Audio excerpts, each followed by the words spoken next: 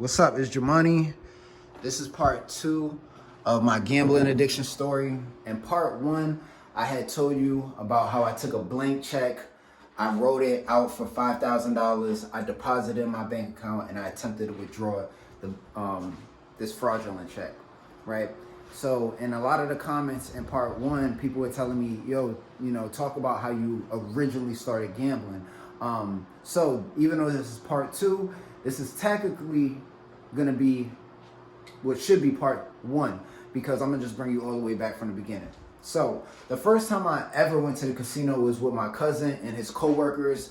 So it was just a social event. I'm chilling with my cousin and they kind of just hanging out with his co-workers. I went to the casino. I had $5 in my pocket. I didn't gamble. That was that. The second time I go to a casino, which I would eventually become a gambling addict after this, was with a childhood friend that was a gambling addict and I wasn't aware of it. Now, him being a gambling addict has nothing to do with me becoming a gambling addict because I'm responsible for my own choices, but it contributed to the consistency of me going to the casino because I was my friend who was consistently going to the casino. I ended up going with him. So the first time he hit me up, he called me, he's like, yo bro, what you up to? You know what I'm saying? And I'm like, man, I'm chilling, I ain't doing nothing. And he's like, yo, come to the casino with me. And I'm like, you might not believe this about me, but when I was 19, I was anti-gambling. I always looked at gambling as stupid. The reason why I gamble, for those who don't know, it has nothing to do with the money. The money makes me more compulsive to continue to gamble, to try to get my wins back. But the reason why I gamble is because of the feeling. It's actually my choice of drug. You know what I mean? I gamble to feel something, to fill that void or that emptiness or that boredom that I usually feel, and it's a choice of drug, believe it or not. So, anyways, he's like, yo, let's go to a casino, and I'm like, bro, I'm not going to casino, and I'm like, I told him no, you know what I'm saying? Then he hit me up again. He's like, yo, bro, let's go to a casino. He kept let's go to a casino, and I eventually was like, bro, you know what? All right, I'm gonna come to a casino with you, but I'm only gonna come just to tell you I told you so. So I ended up going to a casino with him. I don't have any money. I'm sitting there. He's playing roulette. That's what I got introduced to through him. And little do I realize that I'm actually adapting to roulette. You know what I'm saying? Even the first day, because roulette, even though I didn't understand the numbers or the payout, it was red and black. You know what I'm saying? Like the red and black is what kind of got me hooked, because I'm looking at it as somewhat of a 50% chance, even though it's not with zero. But you know what I mean? So, all right, you know what I'm saying? So I go to a casino with him, bro loses his money. And then after that, it kind of was just like, I was just there to chill with my homie. And then, you know what I mean? He ends up hitting me up again, like, yo, we should go back. And then I'm like, this time I'm kind of contemplating it, like, should I? I had a $3,000 a cash advance that I had accepted from an unsubsidized loan when I was in college, right? So it was from my financial aid. I accepted this $3,000 loan. The reason why I accepted the $3,000 loan was so I can pay it back, so I could build credit. I didn't have any credit cards at this time, and I had an issue with going to college where I got accepted to certain schools, but the reason why I couldn't pull out a loan because I had no credit. So now I'm 19 and I'm trying to build credit. So I just accepted this $3,000, and the $3,000 I had it in cash, and I just had it sitting there. I wasn't working, and basically this whole gambling thing starts to come about with my homies like, yo, let's go to a casino. So anyways, I'm just giving you the brief understanding of why I had $3,000. Ideally in my mind, the $3,000 was just there for me to hold it and just, eventually pay it back and build credit at 19 years old.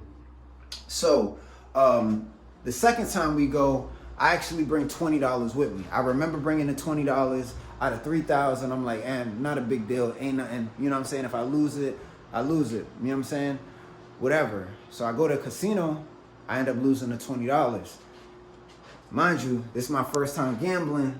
And then I'm not used to being that I didn't realize I'm the type of person like that really don't like losing. And you know, this is something I should know about myself, but obviously I didn't. So that $20 made me feel like, damn, I start coming up with excuses like, yo, that $20 is from a loan that I gotta pay back, and I'm not working right now.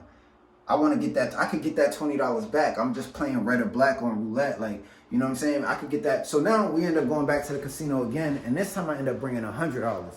Long story short, that $100 turns into a $3,000. What originally the $20 turned into a $3,000 loss. So I went from $20 to $100.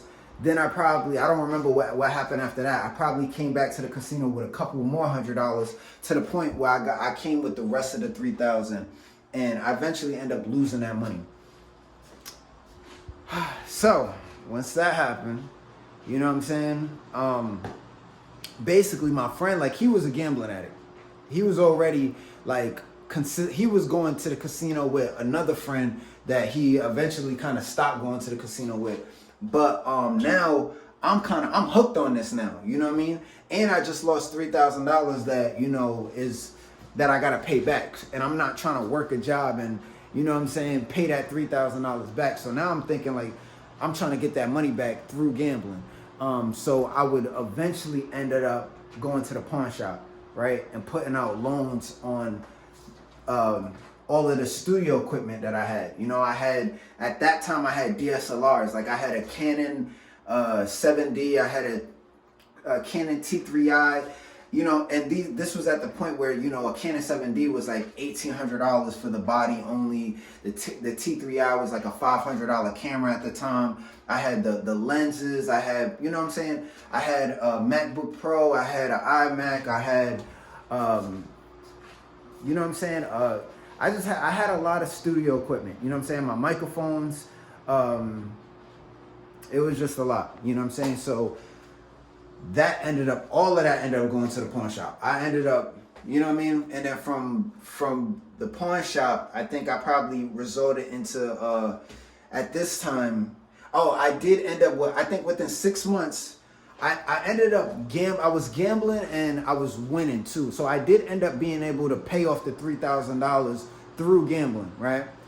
And so I got myself out of debt. But it took like 6 months for me to actually do it. I think I had like a $4,000 night where I won $4,000. I was able to pay everything off. But that was the beginning of the end though, you know, because now that I won like that and now I'm completely out of debt. Now I'm thinking to myself, oh, I could win another $4,000, and this time that could be for my pocket. You know what I'm saying?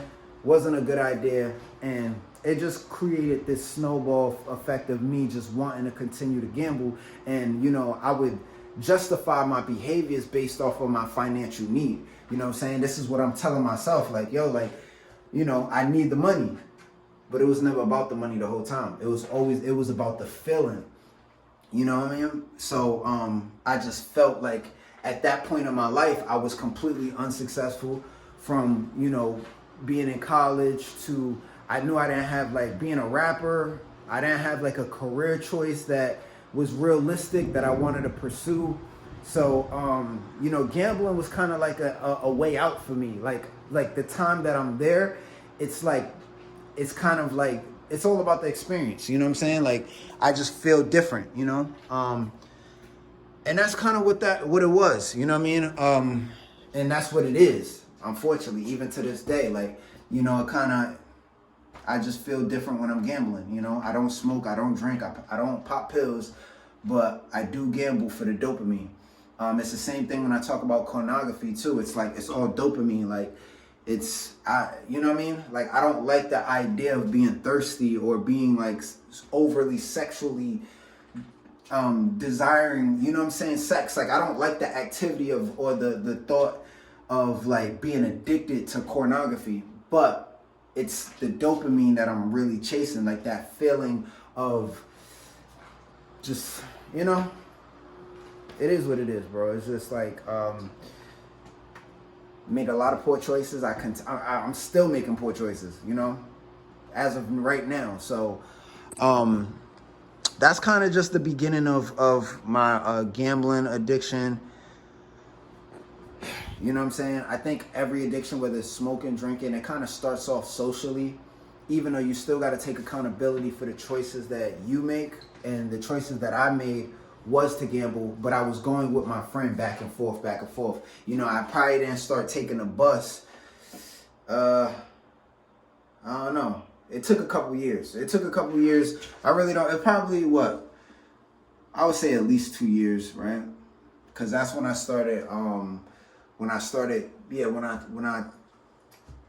did the check, when I did the blank check thing and deposit, I'm pretty sure at that time I was taking the bus and stuff, and it's been a pretty sad life, man. And then it got to the point where it's like, where I started making even more desperate decisions, going into all the viral videos, because I just ruined my life with this type of stuff. And I'm obviously under the impression that, maybe this is God's purpose for me. Like, it's not about me. As much as I hate this, this is something that the internet and people in the world could see, and it's something people can learn from. And it's what I see it in the comments all the time. People say, I'm glad I'm not you. You know what I'm saying? Or I make themselves, being at the age that I'm at, I know a lot of these younger people and people even my age that's not as bad as the circumstances I'm in. You're able to take something from it and be like, you know what? I think my life is bad, but look at this guy. Like, look at everything this guy has done and where he's at in his life. So I kind of hate that. I hate being an example, because I know that deep down inside I'm better than what I'm displaying. But it is my reality, and I do feel like I've survived a lot, and you know what I'm saying? It could have been worse for me. But I'm not gonna say more than I already said. That's kind of really it as far as in part 2 of my gambling addiction story.